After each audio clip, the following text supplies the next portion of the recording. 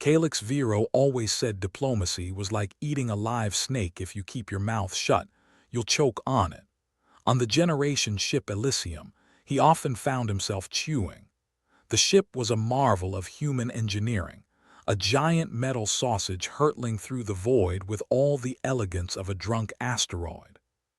For over a century, it had been home to two warring tribes, the rationalists who believed logic was their god, and the instinctuals who thought the rationalists were about as useful as a solar-powered flashlight. Today, Calix stood in the negotiation chamber, a place where dreams came to die and egos went to breed. The room was a dreadful shade of beige, designed to be inoffensive and instead achieving peak offensiveness. He adjusted his collar, regretting the decision to wear his I Heart Diplomacy tie, which was now stained with what he hoped was just coffee. "Ready, Mr. Vero?" asked Talia, his assistant, who had the uncanny ability to look simultaneously bored and frustrated. If sarcasm were a weapon, she'd be a walking arsenal. "Never been readier," Calix replied, the sarcasm dripping like oil from a leaky engine. The rationalists filed in first, led by their leader, Vectes, a man who'd probably sell his grandmother for a good algorithm. He had the kind of face that seemed permanently etched with disdain, as if he'd smelled something particularly unpleasant like human emotion. "Calix," Vectes nodded, his voice as dry as a Martian wedding cake. "Shall we proceed with the mind merge? We can't wait to join minds with the rationalists," said Lyria, the instinctual's leader, barely suppressing a smirk. Her attire was flamboyant, designed to irritate the rationalist's preference for grayscale. Her hair was a riot of colors, and her eyes sparkled with mischief or possibly just madness. Vectes looked at her as if he was contemplating whether he should disinfect his soul after this meeting. "It's not personal, Lyria, but I'd rather join minds with a malfunctioning AI. "Oh, don't be so modest, Vectes," Lyria grinned. "You're already halfway there." Calix cleared his throat, stepping into the no-man's land between their glares. "Let's remember, we're here to unify the ship's governance. A mind merge is the quickest path to consensus, or to insanity," muttered Talia under her breath. The mind merge technology was supposed to be the crowning achievement of human ingenuity. Theoretically, it allowed people to experience each other's thoughts and feelings directly, a sort of forced empathy. It worked great in theory. In practice, it was like trying to combine oil and water by setting it on fire. The chamber's lights dimmed, signaling the start of the procedure. Calix felt the room's atmosphere shift from tense to foreboding, like a cat about to pounce. "Remember," he said, aiming for optimism and landing squarely in desperation, "this is about understanding each other. Let's not focus on our differences." "That'll be a first," Vectes said, stepping into the integration pod. It looked like a high-tech coffin, which Calix thought was rather fitting. Lyria slipped into hers with a flourish, looking like she was about to perform a magic trick. "Here's to hoping we don't end up killing each other inside our heads." Calix activated the interface, and suddenly, his mind buzzed with static, as if 1,000 irate bees had taken up residence in his brain. The merge was happening. At first, it seemed to work. Vectes and Lyria's expressions softened, their usual barbs replaced with curiosity. For a brief, shining moment, Calix dared to believe this might actually succeed. Then it all went to hell. The instabilities in the system reared their ugly heads like a hydra with a hangover. Both leaders began to twitch, their faces contorting in horror. Voices screamed in Calix's mind, a chaotic mix of rage and fear that wasn't his own. "What's happening?" Talia yelped, her usual composure shattered like cheap glass. "It's the trauma," Calix groaned, clutching his temples.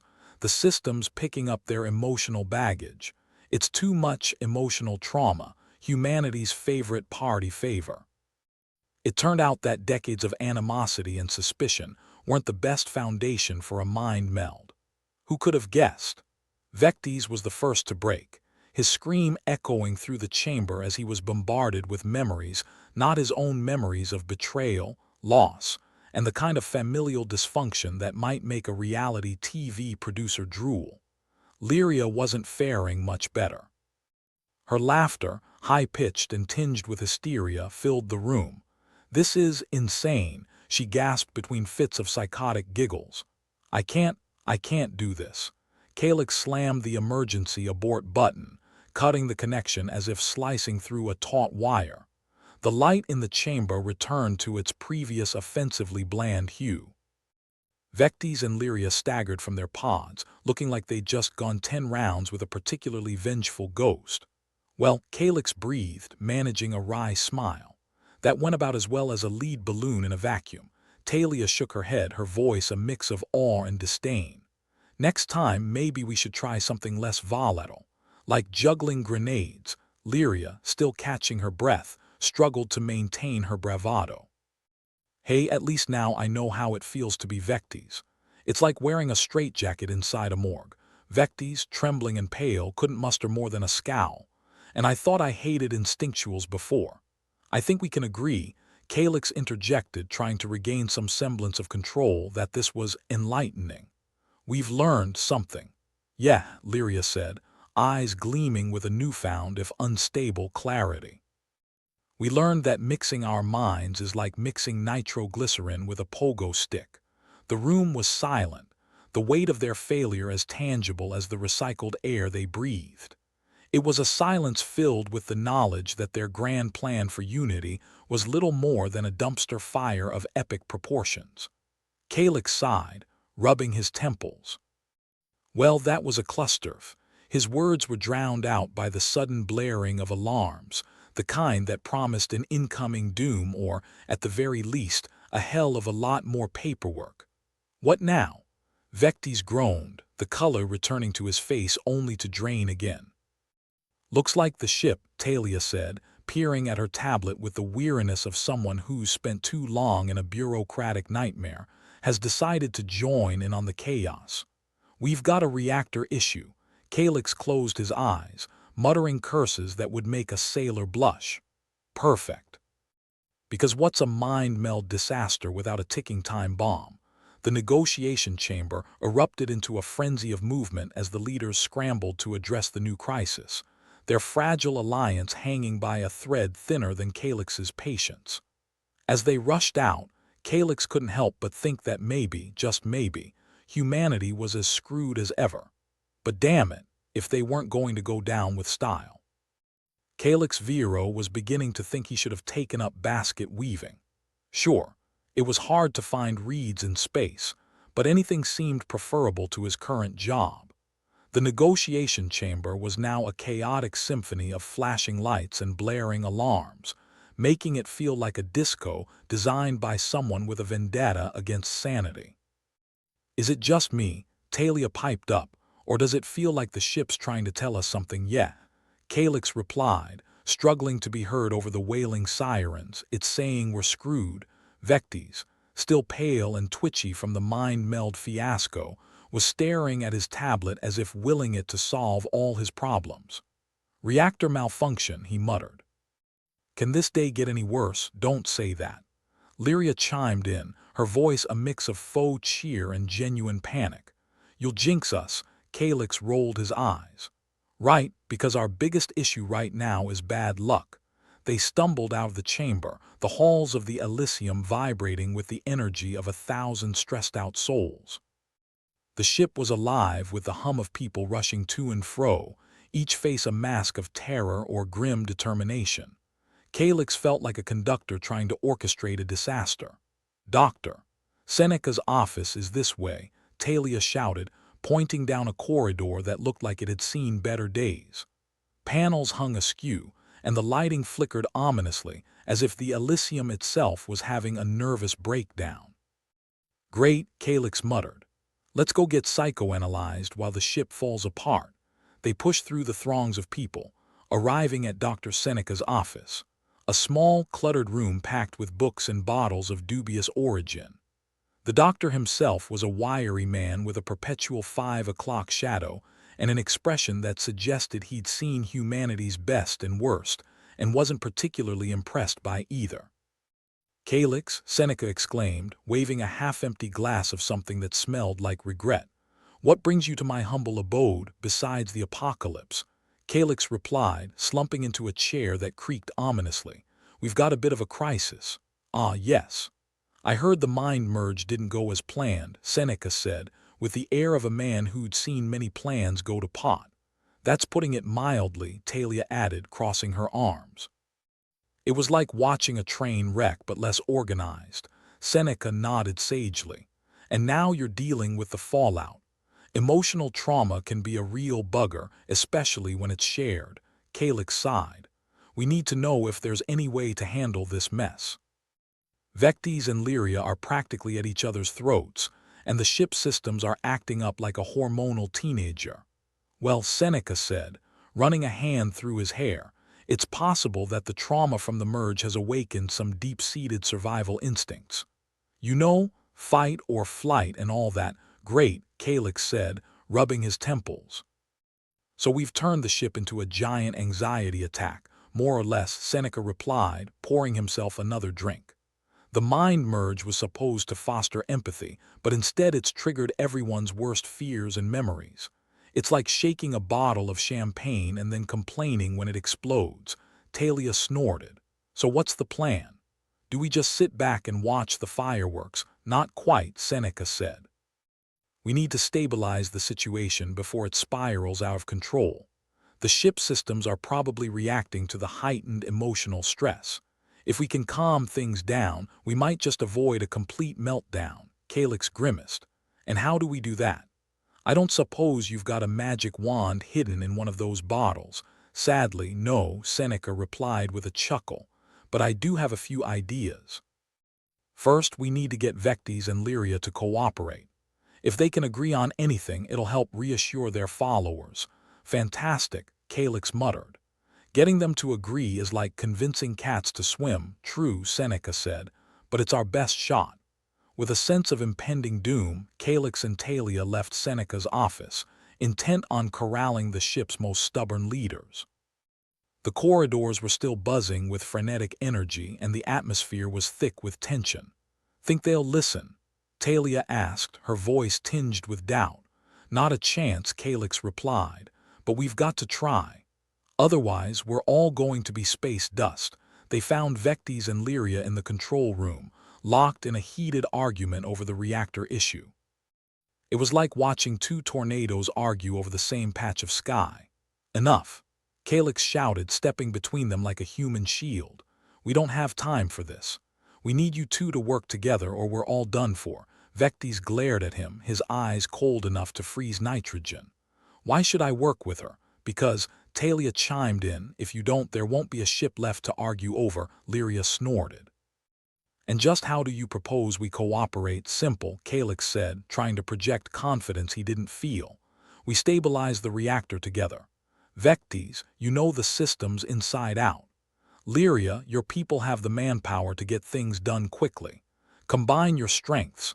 There was a pause, the air thick with the kind of tension usually reserved for hostage negotiations. "Fine," Vectes said finally, his voice like grinding gears. "But if she steps out of line, save the threats for later." Lyria interrupted, rolling her eyes. "Let's just fix this mess." With an uneasy truce established, they set to work. Calyx watched as the two factions united in a flurry of activity, their efforts focused on preventing the ship from tearing itself apart. Vectes barked orders to his technicians, while Lyria's people executed them with military precision. As Calyx and Talia coordinated the efforts, a flicker of hope sparked in Calyx's chest. Maybe, just maybe, they could pull this off. But like any fleeting notion of optimism, it was short-lived. The ship systems continued to glitch, lights flickering like a cosmic disco ball, and the alarms screamed a relentless warning of impending doom. "We're running out of time," Talia said, her face a mask of strained calm. "If we don't stabilize the reactor soon." Calyx nodded, feeling the weight of 1,000 decisions pressing down on him. "We need a breakthrough. Something that'll give us an edge." "Got it." Vectes shouted suddenly, his eyes alight with a manic energy. "We can reroute the power flow through auxiliary conduits. It'll give us some breathing room to work on the main reactor. Lyria raised an eyebrow. And you're sure this won't blow us all to hell? Vectes hesitated, his confidence wavering. It's a calculated risk. Great, Lyria muttered. Calculated risks. My favorite kind. With no better options, they set Vectes' plan into motion. Engineers scrambled to reroute power, their hands moving with the speed of desperation. Calyx watched the readouts, his heart pounding in time with the frantic beeping of the consoles. "Come on," he whispered. "Hold together." The lights flickered, dimmed, and then steadied, the ship's system stabilizing as power was diverted away from the failing reactor. The alarms fell silent, leaving a ringing void in their absence. A collective sigh of relief swept through the room, tension melting away like ice in a furnace. For the first time in what felt like eternity, the Elysium was at peace, at least for the moment. "We did it," Talia said, her voice a mixture of disbelief and exhaustion. Calyx nodded, a weary smile tugging at his lips. "Yeah." For now. Vectes and Lyria exchanged a glance that was almost civil. "Looks like we make a good team after all," Lyria said, a hint of a grin playing at the corners of her mouth. "Don't get used to it," Vectes replied, though his tone was more resigned than hostile. As the crew basked in their temporary victory, Calyx couldn't shake the feeling that this was only the beginning. The mind merge, the trauma, the ship's instability, these were symptoms of a deeper problem, a fracture in their society that ran far deeper than anyone wanted to admit. But for now, they'd bought themselves some time. And in the cold, uncaring void of space, time was the most precious commodity of all. "Guess it's back to the drawing board," Talia said, her voice laced with sarcasm. Calyx chuckled, the sound half amusement, half exhaustion. "Yeah. And maybe this time we'll manage to finish the damn picture." As they left the control room, Calyx felt a strange sense of camaraderie with these people. These flawed, infuriating, wonderful people who somehow managed to find a way to survive against the odds. The Elysium was still hurtling through space, a battered metal sausage filled with humanity's hopes and fears. And for all its flaws, it was home. The Elysium's corridors were a veritable circus of chaos, people darting around like headless chickens, each trying to fix a problem they didn't fully understand. Calyx walked with Talia beside him, the two of them threading through the frenetic tumult with the grim determination of undertakers at a mass funeral. "You ever think about a career change?" Calyx asked, his voice barely audible over the din. "Only every time I wake up in this tin can," Talia replied. "But hey, where else am I going to find this kind of excitement? The thrills, the spills, the constant risk of spontaneous combustion. Yeah, it's a real paradise," Calyx muttered, sidestepping a frantic engineer who looked like he'd just seen a ghost. Or worse, the reactor status report. They reached Dr. Seneca's office again, the door hanging open in a sulky sort of way, as if it was tired of all the drama. Inside, Seneca was squinting at a console that beeped disapprovingly at him. "Ah, Calyx, Talia," Seneca said, turning to face them. "Back for more punishment, I see. Can't get enough of your charming company," Talia quipped, leaning against a stack of precariously balanced data pads. "What's the latest?" Seneca shrugged, his expression somewhere between bemusement and resignation. "The reactor's still on the verge of throwing a cosmic tantrum, and the rationalists and instinctuals are one argument away from reenacting a Shakespearean tragedy. You know, same old." Calyx sighed, rubbing his tired eyes. "So, any bright ideas on how we save this rust bucket and ourselves?" "Well, I've been thinking," Seneca began, with a wary glance at the console. "We might need to try something unconventional. Something to get these tribes to stop seeing each other as enemies and start seeing each other as, well, slightly less annoying enemies." Calyx raised an eyebrow. "Got something in mind?" Seneca leaned back, a conspiratorial gleam in his eye. "You know those old Earth stories, myths and legends? They're all about conflict and resolution. Maybe we can use them to bridge the gap between these factions, using fairy tales to save a spaceship." Talia said, skepticism dripping from her voice.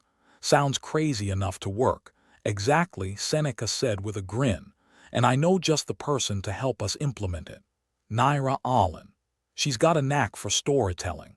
Leads a group of engineers, but she's got a way with words. Could be just what we need to get everyone on the same page. Calix nodded, a spark of hope flickering in his chest. All right. Where do we find this Naira engine room? Last I heard, Seneca replied. Probably knee-deep in wires and curses. Sounds like my kind of person, Talia said. Let's go. They made their way to the engine room, the heart of the Elysium, a place that thrummed with life and machinery, where every surface seemed to buzz with a barely contained energy. It was a hive of activity, engineers clambering over consoles, their faces masks of concentration. There she is, Talia said, pointing to a woman standing atop a scaffold barking orders like a drill sergeant. Naira Allen was a force of nature, short, fiery, with a shock of red hair that looked like it wanted to start a rebellion of its own. Hey, Allen, Calix shouted over the din, waving for her attention. Naira glanced down, her expression a mix of curiosity and impatience. What do you want, Vero? Can't you see I'm busy trying to keep this tub from turning into a very expensive firework? We need your help, Calix said, cutting to the chase. Doctor, Seneca thinks you can help us use stories to, patch up the tribal feud. Naira climbed down, eyes narrowing in suspicion. Stories? You mean like bedtime tales? What next? Sing-alongs and marshmallows, pretty much, Talia replied with a smirk. Think you can help? Naira crossed her arms, considering. Well, I've always said words have power. Maybe we can get these idiots to see reason with the right tales. Great, Calix said, relief washing over him. What do you need? Just a gathering of both factions. A chance to tell them a tale they won't forget, Naira said, her voice firm, and maybe a drink or two. I find people are more receptive to new ideas when they are slightly inebriated. Shouldn't be too hard, Talia said. I think half the ship's already tipsy from the stress. With their plan loosely sketched, Calix, Talia, and Naira set about organizing the makeshift gathering. Convincing the rationalists and instinctuals to come together was like trying to mix oil and water, with explosives thrown in for good measure. Why the hell should we listen to her? One rationalist grumbled, eyeing Naira as if she were a particularly annoying fly. Because, Talia said, her patience thin, if you don't, the next story you hear might be the last. And it'll be really short. Something like Once Upon a Time, Everyone Died. The end. Eventually, they managed to corral enough of the factions into a large cargo bay, the space dimly lit by emergency lights and the flickering glow of handheld lanterns. An atmosphere of tension hung in the air, the kind of anticipation you might find before a public execution or a particularly awkward family reunion. Naira stood at the center, her presence commanding despite the murmurings of skepticism from the crowd. She cleared her throat, the noise echoing in the cavernous space. All right, listen up, Naira called out, her voice cutting through the low buzz of conversation. I'm not here to stroke your egos or tell you what you want to hear. I'm here to tell you a story, and if you've got half a brain, you'll pay attention. The crowd quieted, more out of curiosity than respect. Naira had a way of drawing people in, like a campfire on a cold night. This story is from Earth, Naira began, her voice steady. It's about a time when people couldn't agree on anything. Sound familiar? They fought over everything, tearing each other apart until there was nothing left. She paused, letting the weight of her words settle over them. But then they realized something. They realized they were all on the same rock, hurtling through space. And if they didn't work together, that rock was going to crash and burn. There were murmurs among the crowd, the factions exchanging glances.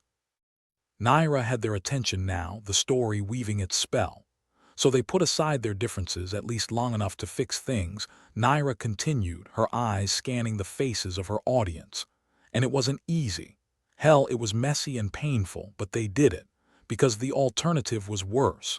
She let her words sink in, the silence in the cargo bay heavy and contemplative. Finally, she added, were those people folks? Different tribes, same rock. And if we don't get our act together, we're all going to end up as cosmic debris. A shift rippled through the crowd, a collective acknowledgement of the truth in Naira's story. Rationalists and instinctuals exchanged nods, the barriers between them beginning to crack, if only slightly. Calix watched from the sidelines, his heart a mix of hope and apprehension. Naira's story felt like a balm on their fractured unity, a reminder that for all their differences they were still one crew on a shared journey. Think it'll stick? Talia asked, her voice low. Who knows? Calix replied, but at least we've got their attention. It's a start. The gathering dispersed, the factions mingling in a tentative dance of diplomacy. It was far from perfect, nothing ever is, but there was a sense of possibility in the air, a feeling that maybe they weren't doomed to repeat the mistakes of the past. Nice work, Alan, Calix said, joining Naira as the crowd thinned. Naira shrugged, a satisfied grin playing on her lips. Just told them what they needed to hear. Besides, everyone loves a good story, especially when it might save their skins, Talia added. As they left the cargo bay, Calix felt a strange sense of hope. Not the naive kind that expected everything to magically work out, but the kind that knew they'd find a way through the mess, one story at a time. In the end, the Elysium was still a mess of flickering lights and creaking panels, but now it felt like a mess with potential. The kind of mess you might look back on one day and think, we survived that, because at the heart of every story, every good story at least, is the belief that no matter how grim things get, there's always a chance for redemption. And in the cold, vast emptiness of space, that belief was as vital as air. As they walked back to the control room, Calix couldn't help but chuckle. So, what's next? Poetry readings? Talia snorted, giving him a playful shove. Let's not push our luck, yeah, Naira said with a smirk. One miracle at a time, all right, and with that they returned to the chaos, ready to face whatever fresh hell awaited them, armed with nothing more than stories, sarcasm, and the stubbornness of survivors. In the grand scheme of things, it wasn't much, but it was enough, for now. The Elysium creaked and groaned like an old man getting out of a particularly uncomfortable chair. It was a symphony of mechanical wheezes and electrical coughs, each one a reminder of its current state. One system failure away from becoming a very expensive, very explosive shooting star. Calix Vero stood in the center of this ticking time bomb, surrounded by the ever-present chaos of engineers and their futile attempts to patch up the ship. He imagined this was what it felt like to be the captain of the Titanic, except without the luxury of an iceberg to blame. Bad news, good news, Talia said, sidling up to him with the grace of someone who had perfected the art of navigating a disaster zone. Bad news, critical systems are failing faster than we can fix them. Good news, there's no iceberg out here. Comforting, Calix replied dryly. Just what I needed to hear. Yeah, I'm full of good vibes, she said, crossing her arms. So what's the plan, fearless leader? Fearless. More like clueless, Calix muttered, scanning the room for anyone who looked less panicked than he felt. We need something to hold these factions together. Otherwise, we'll be the first spaceship to explode from an overdose of petty squabbles. More stories, Talia asked, her tone skeptical but hopeful. Because unless we can turn fiction into duct tape, I'm not sure how much more they can fix. Not exactly, Calix said, an idea forming in the back of his mind. I was thinking. Archive footage, Talia raised an eyebrow. You want to bore them to death with old Earth documentaries. Not documentaries, Calix said, shaking his head. Something more, unifying, something that reminds them we're all part of the same damn species even if we act like we aren't. Ah, yes, the great human tradition of pretending we like each other, Talia said. Think it'll work? It's either that or watch the ship disintegrate around us, Calix replied. And I don't know about you, but I'd like to postpone my funeral. As if on cue, the ship shuddered violently, sending tools and engineers sprawling. Calix barely kept his footing, grabbing onto a nearby console for support. See. Even the ship agrees. Just then, a pale figure burst into the room, looking like he'd seen a ghost, or possibly just his reflection after a rough night. Vectes, the resident reactor whisperer, was not having a good day. "Calyx," Vectes gasped, his eyes wide with the kind of panic usually reserved for people who just discovered their lottery ticket was a fake. "We've got a problem." "Only one?" Calyx asked. "Must be my lucky day." Vectes ran a hand through his hair, which only made it stand up more. "There's been sabotage in the engine room. Someone's been tampering with the systems." "Let me guess," Talia said. "They didn't leave a note." "Just a mess," Vectes confirmed, wringing his hands. "And one of the rationalists is missing.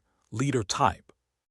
Name's Jareth." Calyx exchanged a look with Talia, his cynicism dialed up to 11. "Great, because what we really needed was more suspicion and paranoia." "Just when you thought it couldn't get worse," Talia said, shaking her head. "Any bets on who did it?" "Not unless we're betting with Monopoly money," Calyx said. "This isn't a game we can afford to lose." Calyx took a deep breath, trying to clear the fog of frustration clouding his mind. They needed a plan, and fast. Something to shake the factions out of their mutual distrust before they all ended up as space debris. "All right," Calyx said, clapping his hands together. "We need to get everyone to the negotiation chamber.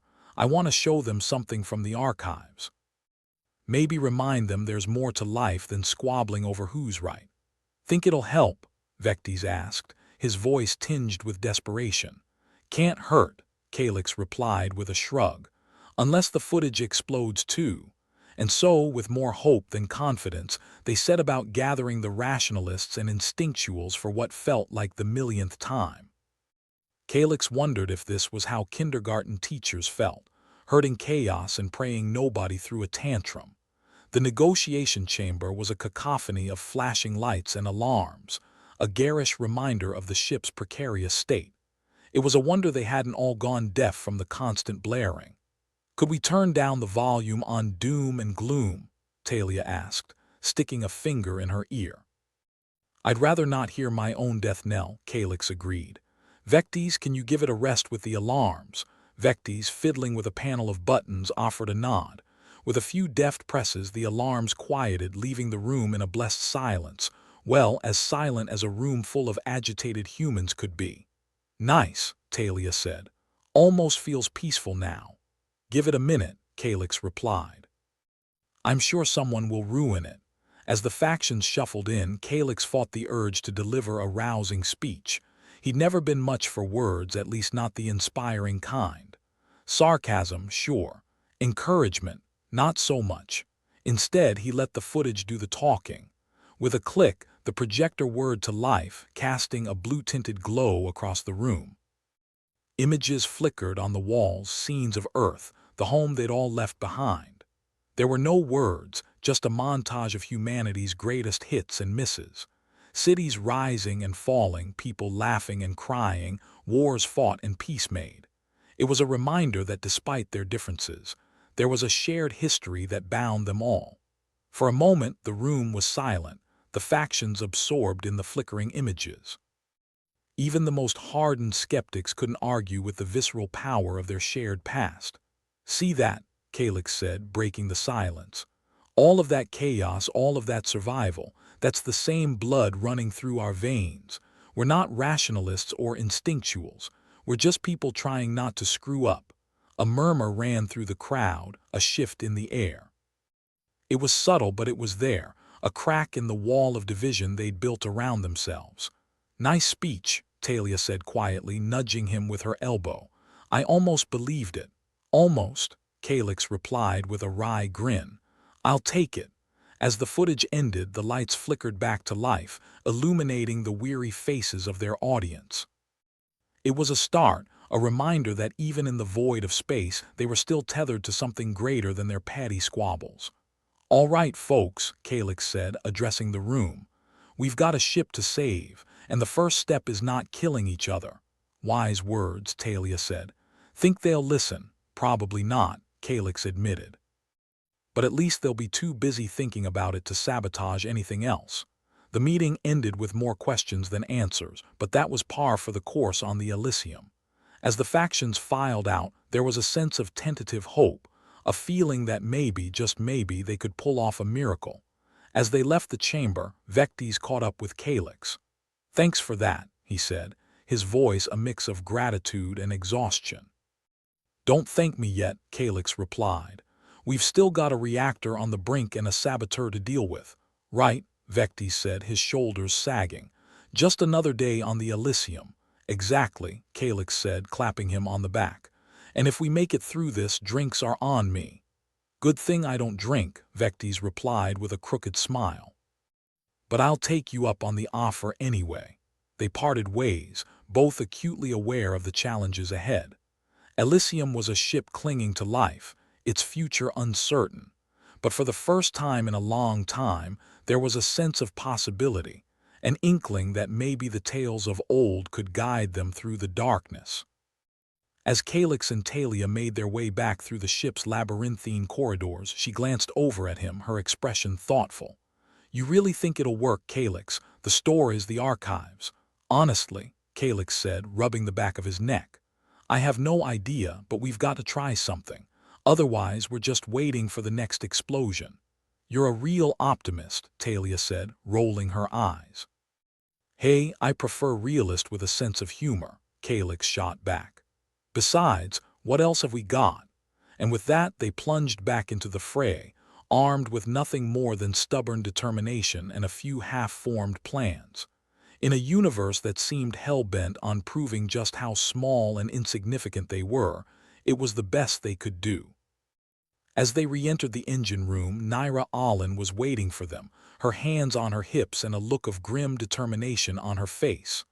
"Ah, the storyteller's return," she said, eyeing them with a mix of amusement and exasperation. "How'd it go? Change the world yet?" "Not quite," Calyx replied, "but we might have nudged it in the right direction." "Good enough," Naira said. "Now let's figure out how to keep this bucket of bolts from turning into a shooting star." Together, they dove into the chaos, an unlikely alliance of engineers, storytellers, and survivors. In a world teetering on the edge of oblivion, they were all they had. And maybe, just maybe, that would be enough. Calyx Vero had always considered himself a man of many talents, but hanging around in the dark wasn't one of them. Yet here he was, trussed up like a prized roast in a shadowy corner of the Elysium, captured by radicals who had the collective brain power of a toaster. This was definitely a low point, even by his standards. The ship had finally decided to throw in the towel, plunging into darkness with the flair of a melodramatic diva. Unfortunately, unlike a theatrical performance, there was no applause, just the growing tension of two factions ready to shove each other out of the nearest airlock. "Great," Calyx muttered to himself, testing the ropes binding his wrists. "All I need now is a dramatic monologue about the futility of human existence." A grunt from outside the makeshift cell drew his attention. His captors, a charming bunch of instinctuals who'd probably failed every do-not-touch test ever invented, were whispering conspiratorially. It was like watching a herd of particularly confused sheep try to decide which cliff to jump off. "Hey," Calyx called out, because why not add a little spice to his day? "Can one of you geniuses explain the master plan, or am I supposed to guess?" The biggest one, a hulking figure with the kind of face only a mother could love provided she had poor eyesight, glared at Calyx. "Shut it," he growled. "You're here 'cause you keep sticking your nose where it don't belong." Calyx sighed dramatically. "Ah, the age-old tale of being punished for curiosity. How original. What's next?" "We burn some books and call it a day." The giant instinctual didn't seem to appreciate the sarcasm, but he lumbered back to his companions, leaving Calyx alone with his thoughts and the gentle hum of a dying ship. If he squinted just right, he could almost pretend he was on a beach somewhere, waves crashing gently against the shore. Of course, the reality was no sun, no sand, and the only thing crashing was probably the Elysium's life support. The thought of life support reminded him there were people still relying on him. He shifted his weight, feeling the comms device pressing uncomfortably into his side. His hands were bound, but his fingers could just barely reach it. All it would take was a little ingenuity and a lot of luck. "Come on, you little piece of obsolete technology," he muttered, wriggling his fingers like a man trying to scratch an unreachable itch. "Work with me here." Finally, after what felt like an eternity and probably a few muttered curses, the device crackled to life. The sound was so sweet he could have kissed it if he wasn't currently considering biting off his own arm to escape. "Calyx, you there?" It was Dr. Seneca, her voice a lifeline in the growing chaos. "We lost you for a second." "Just a minor kidnapping," Calyx replied, trying to keep his tone casual. "How's the rest of the party?" "Not great," Seneca said, with the kind of understatement that would have won awards. "Power's out, tempers are flaring, and I think someone tried to eat a ration pack that expired a decade ago." Calyx couldn't suppress a laugh. "Desperate times, huh? Listen, I need you and Naira to keep pushing the Unity angle. Show them the archives again if you have to. Just keep them from tearing each other apart until I can get out of here." "I'll do my best," Seneca promised. "But Calyx, what if they don't listen?" "Then we're screwed," he said bluntly. "But we've been screwed before and survived." "Let's keep that streak going, all right." The line went dead, leaving Calyx alone once more with his thoughts and the distinct feeling that Lady Luck was taking a vacation. He'd always been good at getting out of tight spots, but this wasn't just any tight spot. It was the kind of mess that warranted a worst day ever trophy. Meanwhile, back in Dr. Seneca's corner of the slowly dying ship, the situation was deteriorating as gracefully as a lead balloon. She sat in her office, console beeping as if to say, "You failed at life, congrats." Despite the chaos, she knew they couldn't afford to fall apart. Not now. Naira, the indomitable engineer, was pacing like a caged beast. "We need to do something," she said, the urgency in her voice matching the frantic energy of the ship around them. "I'm open to suggestions," Seneca replied, tapping the console like it was a stubborn patient refusing to take meds. "Calyx wants us to keep trying with the archives. Maybe they'll remember there's more at stake than their petty vendettas." Naira snorted. "Remind them they're human, right? You know, sometimes I think humanity's biggest achievement was figuring out how to get into space, and its biggest failure was bringing all our bullshit with us." "Astute observation," Seneca said, pulling up another video from the archives. "Let's hope the others are feeling philosophical." Out in the corridors, the tension was as thick as the dust on a politician's promises. Rationalists and instinctuals were squaring off, the air crackling with the kind of hostility usually reserved for in-laws or telemarketers. Talia was doing her best to keep the peace, but it was like herding cats with a fish on a string. "Everyone just needs to take a breath," she shouted over the din. "Preferably without strangling each other. We're past breathing exercises," someone yelled back. "We need action. The only action you'll get is a nice, calm discussion," Talia retorted, arms crossed defiantly. "Or a timeout, your choice." The sarcasm seemed to diffuse some of the tension, but it was a temporary reprieve at best. The factions were like two sides of a bickering couple, united only in their mutual hatred of compromise. But amidst the chaos, there was a glimmer of hope. Seneca's latest choice from the archives, a montage of historic moments that highlighted humanity's triumphs and failures, began playing on the makeshift screens around the room. For a moment, the noise died down, replaced by the silent awe of shared history.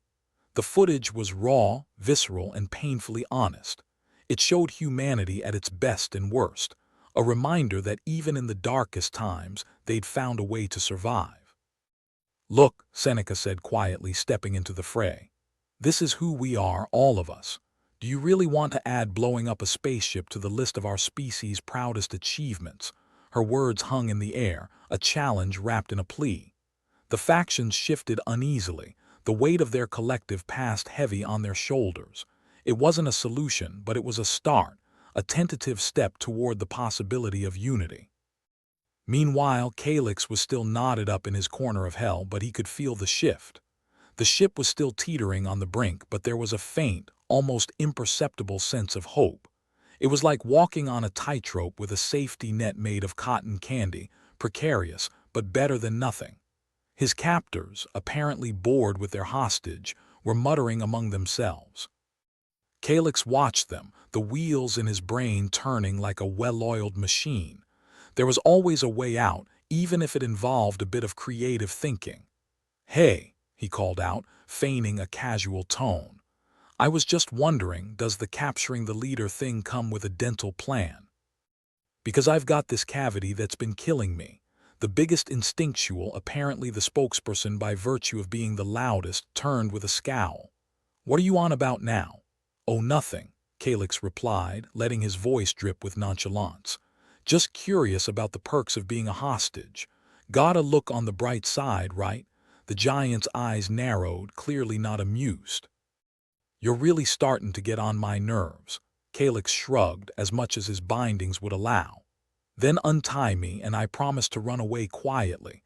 Everyone wins." A snicker from one of the other captors suggested that humor, at least, wasn't entirely lost on them. Calyx filed the response away for later use. If he could sow even a hint of dissent among their ranks, maybe he could turn it to his advantage. But for now, he was stuck, waiting for a sliver of opportunity to present itself. The ship might be falling apart at the seams, but so long as there was breath in his body, Calyx wasn't about to give in. And somewhere in the dim corridors of the Elysium, a plan was forming, a desperate, last-ditch attempt to hold everything together long enough to find a way out of the mess they'd made. Because in the grand tradition of humanity, they'd make it up as they went along. Back in the negotiation chamber, the end of the archive footage brought a weary silence to the room. The factions eyed each other, suspicion still simmering beneath the surface but tempered by a grudging acknowledgement of their shared predicament. Naira, standing beside Seneca, looked out over the gathered crowd. "All right," she said, her voice firm. "We've got a chance here. It's not much, but it's something. We pull together or we all go down with this ship. Your call." The rationalists and instinctuals exchanged glances, the weight of the decision heavy in the air. It wasn't a perfect solution, but it was a start. And in their current situation, a start was worth more than gold. Seneca glanced at Naira, a faint smile tugging at her lips. "Think they'll go for it?" "Maybe," Naira answered, her gaze steady. "And if not, well, we'll improvise." Calyx was still playing the waiting game, but he could feel the change. The Elysium was a ship on the edge, but for the first time it felt like they were steering it back from the brink. It was a tenuous hope, but it was better than none. With any luck and a little more sarcasm, they might just pull off the impossible. Or die trying. Either way, it promised to be one hell of a ride. Calyx Vero was contemplating the merits of high-tensile rope versus the more traditional duct tape, as a means of restraint when the opportunity for escape finally presented itself. His captors, the instinctuals, had the collective intelligence of a rock garden and the charm of a viral infection. Their strategy revolved around the belief that keeping Calyx tied up in the corner was somehow contributing to their master plan, which from his perspective seemed to involve a lot of standing around and arguing about who had the nicest armband. The biggest one, Grog, because of course his name would be Grog, was currently engaged in a heated debate with another instinctual about whether the ship's dwindling power reserve should be directed toward life support or the coffee machine. Priorities, after all. Calyx, never one to let a good opportunity slip away, tugged at his bindings. Years of practice had taught him that knots were like relationships. They only held together if you weren't actively trying to undo them. His fingers ached, but he could feel the rope giving way. As Grog and his buddy reached a consensus that a last cup of lukewarm sludge was more important than breathable air, Calyx slipped his hands free. With the grace of a cat on a sugar rush, he stood, stretched, and promptly tripped over a discarded helmet. "Smooth, Vero," he muttered, catching himself before he face-planted onto the cold, metallic floor. No alarm was raised, though. Grog and his minions were too busy celebrating their caffeine-related victory. He slipped away, slinking through the darkened corridors of the Elysium. The ship groaned around him, like an old man who'd just been asked to stand up, each sound a reminder of the ticking clock. Life support systems were failing, and unless he did something spectacularly clever, they'd all be toast. Or maybe that's what was for dinner, he mused, if anyone else had the bright idea of raiding the ration packs. Navigating through the chaos was like trying to dance through a minefield. The trick was not to blow up or step on anything too crunchy. He made his way to a maintenance access ladder, then scrambled upward, cursing every rung that threatened to snap off in his hand. Calyx emerged into a small, forgotten storage room, one he'd stumbled upon in his earlier explorations of the ship. It was a cramped, dusty relic of a bygone era, filled with relics and artifacts that would bore a museum curator to death. But it also held a secret, a terminal that had once been part of the ship's original operating system. And if his hunch was right, it might just hold the key to getting them out of this mess. "All right, you ancient piece of tech," he said, wiping a layer of dust from the screen. "Let's see if you can still sing." The terminal flickered to life, humming with the kind of power that suggested it hadn't been updated since the last century, but was still stubbornly functional. Within moments, he was greeted with a login screen that was more nostalgic than secure. Thankfully, he'd spent enough time around these systems to know that people were creatures of habit. The password, admin 123. He almost pitied them. A few keystrokes later, the screen was filled with lines of data, old mission logs and system reports. Calyx scrolled through them, noting the dates and signatures of people long gone. It was a history lesson, one that painted a picture of ambition, hope, and more than a little hubris. In the midst of it all, he found what he was looking for, a file labeled Project Genesis. It was a doozy, the kind of revelation that could make a conspiracy theorist's head spin off its axis. "Well, well, well," he said to the empty room. "Looks like we've got a plot twist." The file detailed the ship's original mission, a bold and, in retrospect, wildly ambitious plan to merge human consciousnesses through advanced neural networks. The goal was to create a collective intelligence capable of solving humanity's greatest challenges. It was the kind of idealistic claptrap that sounded great in theory, right up until someone spilled coffee on the control panel and turned everyone into tribalistic nutjobs. Calyx quickly copied the data onto a portable drive, the weight of the information heavy in his hand. This wasn't just a lifeline. It was a lever, a means to pry open the tightly shut minds of the Elysium's divided tribes. Slipping the drive into his pocket, he retraced his steps, moving with a bit more urgency now. He had to get this information to Seneca and Naira. Maybe, just maybe, it could be the catalyst they needed to unite the factions, or at the very least, provide a momentary distraction so they could focus on more pressing issues, like not dying. As he neared the negotiation chamber, he could hear the familiar din of arguments echoing through the halls. The rationalists and instinctuals were still at it, each side convinced of their own moral superiority. Calyx entered the chamber with all the subtlety of a crash-landing shuttle. Heads turned, and for a moment, silence reigned. It was the kind of silence that usually precedes either a profound breakthrough or a brawl. He was hoping for the former. "Miss me?" he asked, flashing a grin that was more bravado than sincerity. Seneca and Naira moved to his side, relief evident in their eyes. "You're a sight for sore eyes, Vero," Naira said. "Or should I say, a sight for sore everything." "Nice to see you too," Calyx replied before turning to the gathered factions. "Ladies and gentlemen and those yet to make up their minds. I've got something that might just save our sorry asses." He held up the drive, letting the moment stretch for dramatic effect. The crowd watched him with a mixture of suspicion and curiosity. "This," he continued, "is a data file about the original mission of this ship, and trust me, it's a doozy. It might just explain why we're all here and, more importantly, how we can get out of this alive." There were murmurs of disbelief, but Calyx pressed on. "Look, I know we've all got our differences, but right now none of that matters. What matters is that we're on a sinking ship, and we've got one chance to steer it in the right direction." Seneca stepped forward, adding her voice to his. "Calyx is right. We've been so focused on our grievances that we've lost sight of the bigger picture. This data, it's more than just old mission logs.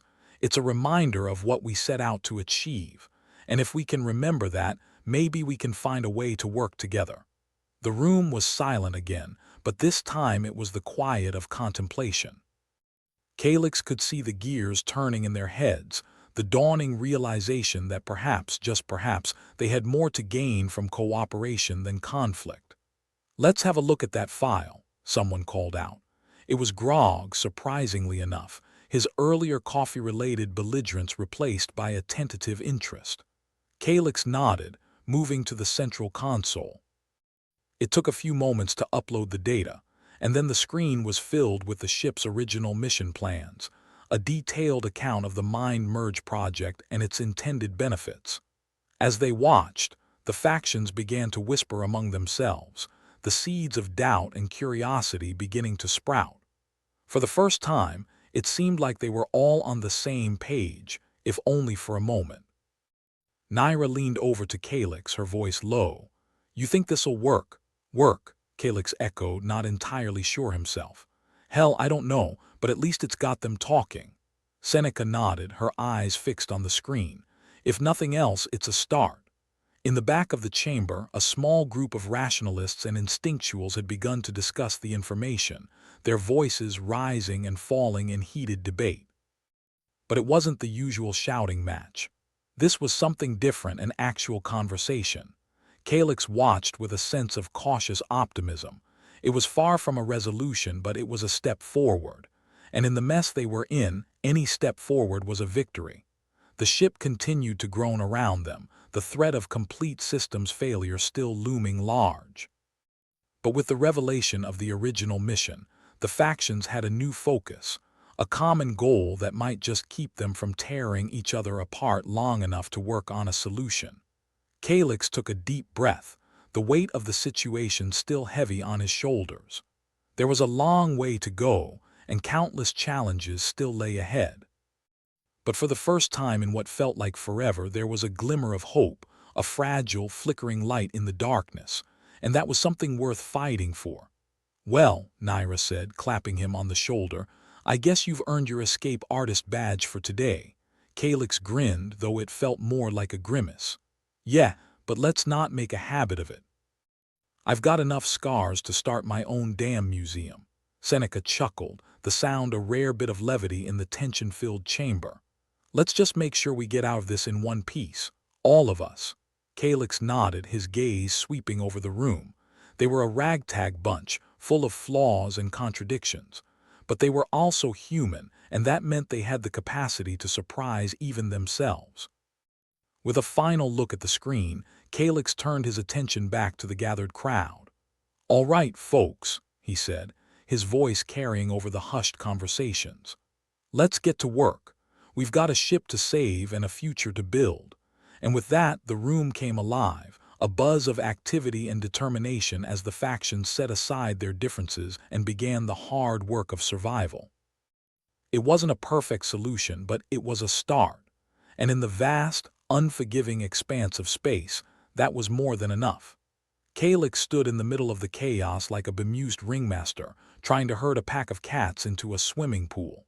The negotiation chamber buzzed with a peculiar energy, a mix of cautious optimism and simmering distrust. It was like watching gladiators in a timeout, plotting their next move before they went back to the bloodletting. "All right, listen up," Calyx called, his voice carrying over the low hum of conversations. "We've got a truce here, temporary like a ceasefire at a family reunion, but it's something. Now who wants to talk about mind merging?" The room responded with the kind of silence usually reserved for funerals or tax audits. Calyx sighed, running a hand through his hair. "Look, I know it sounds like a bad sci-fi plot, but according to this," he waved the portable drive for emphasis, "our brains aren't just for thinking up new ways to insult each other. They're capable of some serious teamwork." "Teamwork, huh?" Grog grunted, folding his arms. "Like when you get 5 drunkards to build a spaceship." "Exactly," Calyx said, matching Grog's sarcasm with his own. Only this time, maybe we can aim for something that doesn't explode on the launch pad. You're saying the trauma we've all been through is actually a strength? Lyria asked skeptically, raising an eyebrow with the kind of precision usually reserved for laser surgery. That's right, Calyx replied, trying to sound more confident than he felt. I mean, what's humanity if not a bunch of trauma survivors who refuse to give up? Every scar's a story, every failure's a learning opportunity. Yeah, well, some of us have more opportunities than others, Vectes muttered, still fidgeting like a man with a perpetual itch. Think of it this way, Calyx continued, ignoring Vectes' grumbling. Our past screw-ups have given us resilience. We're adaptable. We might suck at playing nice, but when push comes to shove, we know how to survive. There was a pause as the crowd absorbed his words. It was like watching a rock attempt to soak up water, slow and improbable but not entirely impossible. Calyx took a deep breath, plowing onward. We've got this data, he said, waving the drive again. It shows how the original Mind Merge project was supposed to work. If we can pull it off, we might just save our skins and get this ship back on track. And what if it doesn't work? Talia's voice cut through the room, sharp and clear as a vibro blade. What if we just end up with a bunch of dribbling halfwits? Then at least we'll have something to laugh about before we all suffocate, Calyx shot back, earning a few dark chuckles from the crowd. Seneca stepped forward, her expression serious. It's a risk, she admitted, but it's also our best shot. We can use the ship's neural interface to connect our consciousnesses. It would allow us to think as one, to solve problems collectively. Think as one, Grog snorted. Most of us can't even agree on what to have for breakfast. Good thing we're aiming higher than breakfast, Seneca replied dryly. Calyx nodded, feeling a flicker of hope. The key, he said, is to trust each other enough to try. We've already proven we're good at surviving separately. Imagine what we could do together. Survive? Vectes asked, his voice tinged with irony. Precisely, Calyx said. And maybe, just maybe, we can figure out how to not just survive but thrive. The room fell silent again, the gravity of the situation sinking in. It was a long shot, a desperate gamble, but in the choking confines of the Elysium, hope was a rare and precious commodity. All right, Grog said at last, his reluctance palpable. Let's give this mind merge thing a shot. But if we all end up as zombies, I'm blaming you. Fair enough, Calyx replied with a grin. I always wanted to be a scapegoat. The factions set about preparing for the mind merge with the kind of grim determination usually reserved for last stands. The negotiation chamber became a makeshift operations center, filled with consoles and cables. The screen flickered with data, old mission logs mingling with the new protocols Calyx and Seneca had cobbled together. Calyx watched as Seneca worked, her fingers flying over the keyboard. How's it looking? He asked, trying to sound nonchalant. Like a duct-taped spaceship held together with hope and prayer, Seneca replied without looking up. But we've got a chance. As long as nothing goes catastrophically wrong. Catastrophically wrong, Lyria repeated, her voice laced with skepticism. That's reassuring. Well, if everything goes right, it won't be an adventure, will it? Calyx said with a wry smile. Talia came up behind him, glancing at the screen. You really think this will work? Let's just say I'm cautiously optimistic, Calyx replied, folding his arms. Like a gambler holding a pair of twos. Better than nothing, Talia said. Barely. The factions assembled around the central console, their faces a mix of fear and determination. Calyx felt a surge of responsibility, a weight he hadn't expected. He was asking these people to trust him, to put their lives and sanity on the line. All right, everyone, he said, trying to project confidence. We're about to do something risky, maybe even stupid, but I figure if we're going to go down, we might as well do it with style. There were murmurs of agreement, and Calyx felt a flicker of pride. They were a motley crew of mismatched pieces, barely held together by circumstance and desperation, but they were his crew. Let's make history, Calyx said, nodding to Seneca. She tapped a few final keys, and the screen lit up with a swirl of colors and data. Initiating neural interface, she said, her voice steady. Everyone, focus on the connection points. The room seemed to hold its breath as the neural interface came online. Calyx felt a strange sensation, like a mental tugging at the edges of his consciousness. It was disorienting, like trying to listen to a dozen conversations at once while standing in the middle of a storm. "Is this normal?" Vectes asked, his voice strained. "As normal as anything gets around here," Calyx replied through gritted teeth. The sensation intensified, a rush of thoughts and emotions flooding his mind. It was overwhelming, a tidal wave of consciousness that threatened to drown him in a sea of shared experiences. And then, just as quickly as it had started, the flood began to coalesce into something more manageable. Calyx could feel the presence of the others, their thoughts like echoes in his mind. "Wow," Grog's voice rumbled in his head. "This is different." Understatement of the century, Talia's thought came with a touch of wry amusement. The mind merge was working. Calyx could sense the others, their thoughts and ideas mingling with his own. It wasn't perfect, more like a patchwork quilt than a seamless tapestry, but it was enough. "All right, everyone," Seneca's voice came through with surprising clarity. "Let's focus on the task at hand. We need to stabilize the reactor and get the life support systems back online." Calyx felt a surge of determination from the group, a collective resolve to solve the problems that had plagued them for so long. It was like standing at the edge of a precipice, knowing that the only way forward was to jump and hope for the best. And jump they did. Ideas flowed between them, solutions forming and reforming as they worked together. It was a chaotic symphony of minds, each note contributing to the whole. Calyx could feel the energy building, a sense of possibility that was almost intoxicating. Slowly but surely, they began to make progress. The reactor's warning lights dimmed as they rerouted power, stabilizing the systems that had been on the verge of collapse. Life support was restored, the air no longer carrying the tang of impending doom. "We're doing it," Lyria's voice was filled with disbelief.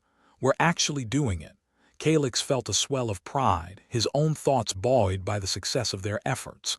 They were working as one, a testament to the resilience and adaptability that defined humanity. "Keep it up," Seneca urged, her focus unwavering. "We're almost there." The work continued, each obstacle met with a coordinated effort that would have been impossible just hours before. The ship, the Elysium, seemed to breathe a sigh of relief, its systems steadying under their combined efforts. Finally, after what felt like an eternity, the last of the major issues was resolved. The ship's systems were stable, the immediate threat of disaster averted. "We did it," Calyx thought, the words echoing in the shared space of their minds. The room erupted in a mental cheer, the sense of triumph palpable. They had done the impossible, turning a disparate group of rivals into a cohesive force capable of saving them all. As the mind merge ended, the sensations faded, leaving Calyx with a sense of profound connection to the people around him. They were no longer just factions or tribes, but a community bound by shared experiences and a common goal. "Well," Calyx said aloud, his voice hoarse but elated, "that was something." "You're telling me," Grog replied, shaking his head. "Let's not make a habit of it." "Agreed," Seneca said, smiling wryly. "Once is enough for a lifetime." The room was filled with a sense of camaraderie, a shared understanding that transcended their previous differences. They had faced the darkness together and emerged stronger for it. Calyx looked around at the faces of his fellow survivors, feeling a renewed sense of purpose. They had saved the ship, but more importantly, they had saved each other. "Looks like we've got a chance after all," Talia said, her voice filled with hope. "Yeah," Calyx agreed, his heart lighter than it had been in a long time. "Let's make sure we don't waste it." And with that they began the hard work of rebuilding, their shared resolve a testament to the strength that lay within them all. The Elysium gave a mechanical groan that echoed through the hull, a sound that might have been ominous if it weren't so bloody familiar. But today, it was more of a backdrop, a reminder that the universe was indifferent to the efforts of a handful of stubborn humans trying to keep an oversized tin can from imploding. Calyx Vero leaned against a console, the buzz of the recent neural adventure still tickling his synapses. The mind merge had been a desperate last-chance gamble, but hell, it had paid off. The ship wasn't trying to off them at the moment, and that was as good as a win in his book. So, what's the plan now, O wise leader? Talia sauntered over, her steps as light as her sarcasm was heavy. Her eyes flicked to the screen displaying the ship's status, the colors comforting in their lack of alarming reds. Ah, yes. The detailed plan, Calyx replied, scratching his chin as if pondering the mysteries of the universe. Step 1, don't die. Step 2, keep not dying. Step 3, a prophet. Talia snorted, folding her arms. Sounds solid. Maybe you should trademark it. Vectes, who'd been loitering nearby, chuckled. You could write a book. Survival for Dummies, How to Live in a Floating Disaster. Hey, there's a market for that, Calyx shot back, grinning. After all, we've got a captive audience. Grog ambled over, his expression as skeptical as ever. So we've saved the ship. What's next? Group therapy, team-building exercises. Maybe a trust fall or two. Calyx resisted the urge to roll his eyes. How about we start with fixing what's left of this rust bucket before we plan the company retreat? Fair enough, Grog conceded with a shrug. But I'm not sharing a tent. Doctor. Seneca joined them, her hands still stained with the grease and grime of recent engineering heroics. I've got the reactor stable for now, she said, wiping her hands on a rag. We might not explode in the next 5 minutes. Such optimism, Lyria chimed in, her skepticism as sharp as ever. What's caused this sudden bout of cheerfulness, Doc? Just the thrill of narrowly escaping death, Seneca replied dryly. Makes you appreciate the little things. Calyx clapped his hands together, trying to capture the group's focus. All right, listen up. We've bought ourselves some time, but we can't get complacent. We need to figure out our next steps and make sure we're all on the same page. Talia raised an eyebrow. And what's the page say exactly? Good question, Calyx admitted, rubbing his temples as if searching for inspiration. I was hoping one of you might have an idea. How about we check our supplies? Vectes suggested. No point in patching up the ship if we're going to starve. Point taken, Calyx agreed. All right, let's break into teams. Vectes, you and Grog handle inventory. Make sure we're not running low on anything crucial. Grog gave a mock salute. Aye, aye, Captain. Talia, Seneca, I need you two to keep working on the systems. We need everything running smoothly if we're going to have a shot at leaving this sector in one piece. Got it, Talia said, already moving towards the nearest terminal with Seneca in tow. And Lyria, Calyx turned to her, the one person who could poke holes in a plan before anyone else could even find it. Keep an eye on the truce. If anyone turns on anyone else, we'll have a mutiny on our hands. Lyria nodded, her eyes like lasers aimed at any potential threats. Don't worry, I'll make sure everyone plays nice. Calyx watched them disperse, each person diving into their tasks with a mix of determination and reluctance. The mind merge had given them a taste of what they could achieve together, but old habits died hard, and trust was as scarce as breathable air on this ship. He turned back to the console, the ship's status now a comforting shade of amber instead of the anxiety-inducing red. It wasn't perfect, but it was progress. Hey, Calyx, Talia's voice called from across the room. You ever think about what we'll do if we actually make it out of this mess? He chuckled, though it was more out of habit than humor. I try not to think that far ahead, one disaster at a time, right? Yeah, but imagine, Talia pressed, her eyes glinting with something that might have been hope. We get out of here, fix the ship properly, and then what? Go on an interstellar road trip. Start a space pizza delivery service. The sky's the limit, Calyx smirked. The universe's largest pizza could be a record breaker, could be a death wish, Vectes commented, rejoining them with Grog in tow. Found some extra rations. We're not going to die of hunger, at least. That's the spirit, Calyx said, clapping him on the shoulder. Now we just have to make sure we don't get bored to death. Grog shrugged. Boredom's better than being space debris.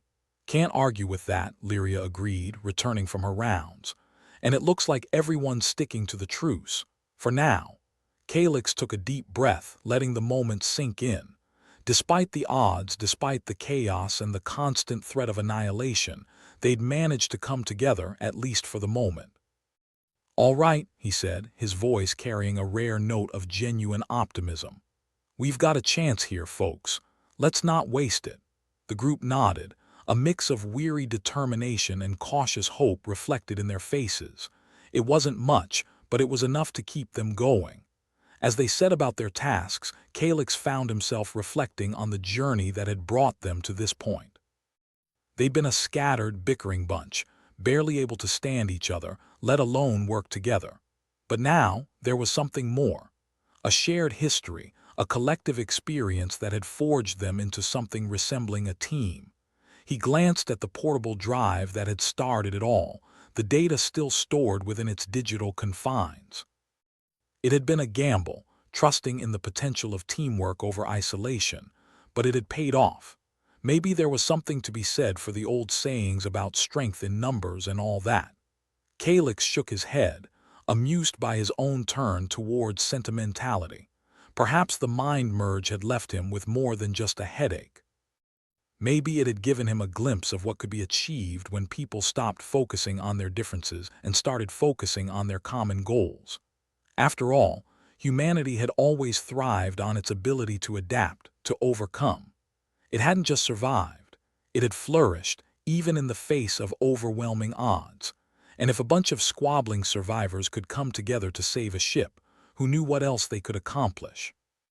As the crew worked, the ship around them hummed gently, the Elysium a testament to both human ingenuity and the stubborn will to survive.